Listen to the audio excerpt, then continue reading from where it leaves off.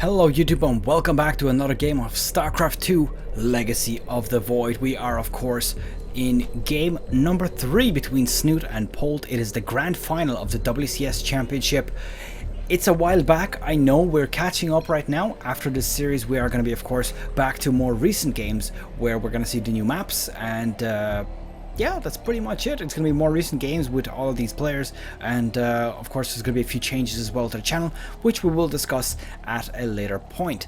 So, let's jump into the game. Boom.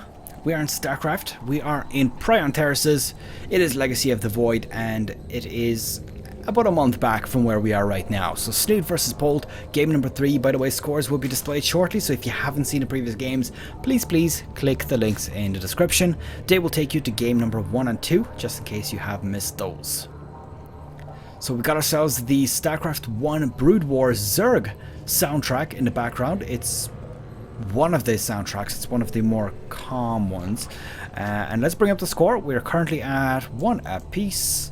Snute and Polt both on 1 point each. So let's say Snute is starting exactly as he usually does, starting off with 1 base, no rushes there. Snute is not one of those players that goes crazy all-in rushes, for example Bly or, well, Nurture not so much.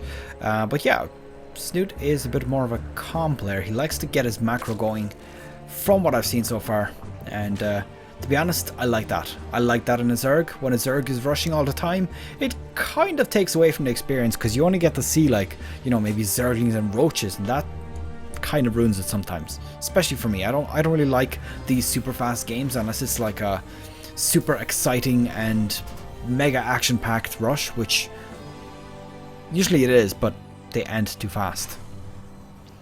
So let's see. Looks like Polt actually starting off with 2 barracks at the very beginning. That's a little bit peculiar. What is he going to start off with here? I think that the reason for this is probably because since this change has been introduced, where you have the gold mineral base here, the Zerg have been having quite an easy time at this. They've had so much fun with very early expansion and very early aggression, just like they always did. I mean, before, when the expansion was right here, they would just rush straight for it. They would ignore this base for quite a long time, and then after this one they would take even this one, leaving them with 2 gold bases, which, as you can imagine, is a crazy amount of income, especially so early in the game. So he's probably just creating those 2 barracks to have a few initial units, just in case there's going to be some sort of rush out. But as you can see, nothing going out. 1 reactor, 1 tech lab going out, so 2 barracks, 1 factory, and probably gonna see the not so much 1-1-1 build. Oh, here we go, another barracks. So this is gonna be a very, very huge bio heavy game. And here we go, second gold expansion coming out. Now I want to see, has Polt seen this? No, he hasn't. But it's safe to assume that he would probably think this is happening.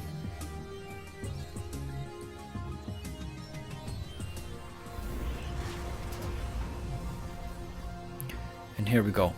Snute is going to be able to see exactly what's going on here. There's actually not a whole lot at the moment. The only thing he'll be really seeing is whether there's 2 more gases being taken, but generally a Terran would not take them that early. It's just a little bit too early at the moment.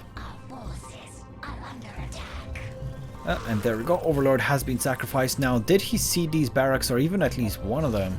No, he did not. So he does not know that there's 3 barracks here at the moment.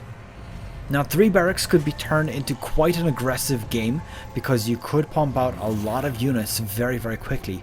But it looks like he is building another tech lab here, so getting that tech up, obviously the combat shields, stim, very important upgrades, and of course marauders at the same time. So a bit heavier army than you would expect from a Terran. When they bring out 3 barracks, you generally expect a bunch of marines, but doesn't look like that's the case here. Now, these Hellions just spotted that extra base, so he's going to know that his opponent is on 3 bases right now, and 2 of them are gold bases. So this is going to probably get up an alert saying, hello, there could potentially be a lot of units coming out soon. Either that, or of course, my opponent could be building up a lot of macro, and that'll result in a lot of units later on. Either way's not a very good sign for him. He needs to be prepared for what's coming for him.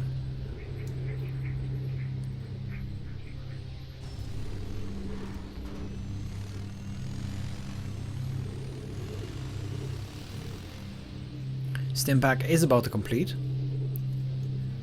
And combat shields is also, in fact, even level 1 weapons for bio is about to complete as well. So Polt is going to have a huge power boost or power spike, whichever way you want to call it, very, very shortly. And as well, not to forget that he is actually ahead on supply.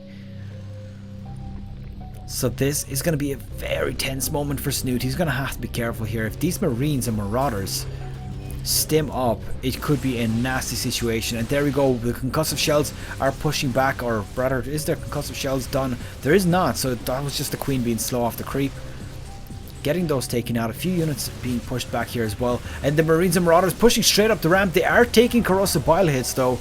Is that going to be worth it for him? I think it is. He's moving straight up here. Hellions have been turned into Hellbats as well, and he's destroyed most of the Queens and most of the army at this point. Looks like he's interested in denying this base. That, of course, I think is the correct action. Oh, that one lone Hellion in the back there doing a bunch of damage to those drones, but they are fighting back and going to be able to take them out. Now, he hasn't actually denied this base just yet, and he is getting reinforcements coming in here from Snute. So going to have to be careful with these units not to lose too many of them. Although he does have reinforcements coming in, and he split up his army as well, denying this base at the same time, and this is looking brilliant for Polt right now. This army is going to get cleaned up, but this one is far from it. He is going to be able to deny this. There's absolutely no stopping it right now, unless he pulls off his own units to attack something else, but I don't think he will. There we go, one base destroyed. And he's constantly pumping out more and more units over here. I think this is the correct action for him to take right now. He's crippled his opponent's economy and his production capabilities, of course, the hatchery. And he's moving straight up here. I think he recognizes the fact that he's gotten himself an army supply advantage, 58 to 15. And I think that Snute is going to lose this game here, bringing the series up to 2-1. There we go. GG has been called, and Polt takes game number 3.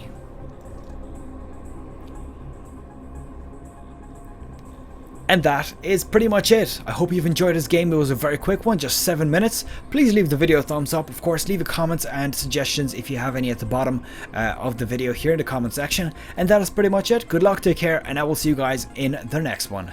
Take care.